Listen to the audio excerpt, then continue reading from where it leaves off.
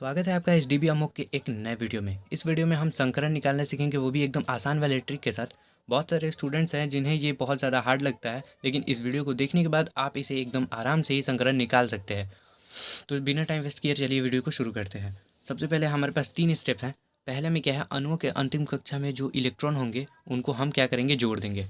पहला। दूसरा स्टेप क्या है कि अगर हम उनके अंतिम कक्षा में उपस्थित इलेक्ट्रॉनों को अगर हम जोड़ देते हैं, तो वो अगर 2 या 8 के बीच में आता है तो हम पहले उसमें 2 से भाग दे देंगे, ठीक है। लेकिन अगर वो 8 से 56 के बीच में आता है तो हम उसमें 8 से भाग देंगे, और अगर वो 56 से ज़्यादा आता है तो हम उसमें 18 से भाग देंगे, ठीक है। अब स्टेप 3 क्या कहता है, प्राप्त अंक को एस पी डी एफ की उप कक्षा में भर देते हैं, ठीक है। ये 3 स्टेप हैं, और चलिए एक एग्जाम्पल लेके इसको हम समझते हैं। जैसे हम ले लेते हैं CO2, ठीक है। CO2 हम ले लेते हैं। स्टेप 1 क्या कह रहा है, स्टेप 1 कहता है अणुओं के अंतिम कक्षा में इलेक्ट्रॉनों की संख्या को जोड़ देना है। पहला क्या है, कार्बन। कार्बन की परमाणु संख्या होती है 6, तो कार्बन की परमाणु संख्या होगी 6। इसको हम भरते कैसे हैं, तो पहले कक्षा में 2 इलेक्ट्रॉन और इसके अंतिम कक्षा में होता है 4 इलेक्ट्रॉन।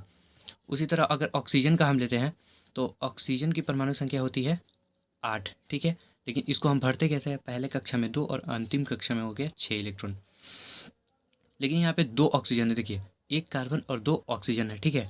तो हम क्या करेंगे, 2 ऑक्सीजन है तो इसमें अंतिम कक्षा में जैसे 6 है, तो 1 ऑक्सीजन का 6 इलेक्ट्रॉन, तो 2 गो ऑक्सीजन का कितना हो जाएगा, तो इसमें हम क्या करेंगे, 6 में 2 से गुना कर देंगे तो हमारा आ जाएगा 12। इसका 4 और इसका आ गया हमारा टोटल 12, ठीक है।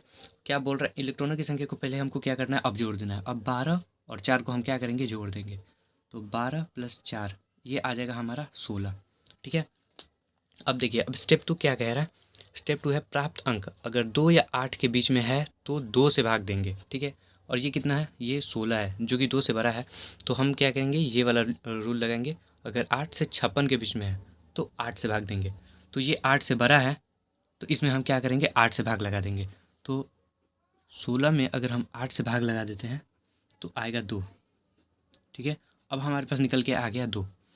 और उसके बाद स्टेप 3 क्या कह रहा है, प्राप्त अंक को SPDF की उप कक्षा में भर देंगे। हमारे पास आया है 2, ठीक है। एस में होता है 1 और पी में होते हैं 3 उप कक्षा, ठीक है। तो ये 2 है तो एस में चला जाएगा 1, तो ये इसमें आ जाएगा 1 इलेक्ट्रॉन इसमें चला जाएगा, और बचा हमारे पास कितना, 1 और इलेक्ट्रॉन बचा, तो वो पी के इसमें आ जाएगा। तो एस में 1 और पी में 1, तो इसका संकरण हो जाएगा SP। इसको एक और एग्जांपल लेके चलते हैं। अगर हम लोग मीथेन ले लेते हैं CH4, ठीक है। कार्बन है, कार्बन के अंतिम कक्षा में कितने इलेक्ट्रॉन होंगे, कार्बन से 6, तो अंतिम कक्षा में आ जाएंगे 4 इलेक्ट्रॉन, ठीक है। अब हाइड्रोजन है, तो हाइड्रोजन के अंतिम कक्षा में 1 इलेक्ट्रॉन होता है और हमारे पास 4 हाइड्रोजन है, तो 4 में 1 से गुना कर देंगे तो आ जाएगा 4। अब इन दोनों का हम जोड़ देंगे तो हमारे पास टोटल आ जाएंगे संख्या 8, ठीक है। अब इसको हम क्या करेंगे, ये तो स्टेप 1 हो गया। अब स्टेप 2 क्या है, इसको अगर 2 या, देखिए स्टेप 2 क्या कह रहा है कि 2 या 8 तक के बीच में है तो इसमें हम 2 से भाग दे देंगे। तो ये 2 और 8 के बीच में है तो इसमें हम 8 में 2 से भाग लगा देंगे, तो ये आ जाएगा 4, ठीक है। अब इसको SPDF की उपकक्षा में भरेंगे।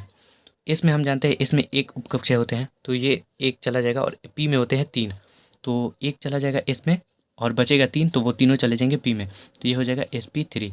तो मीथेन का संकरण हो गया SP3।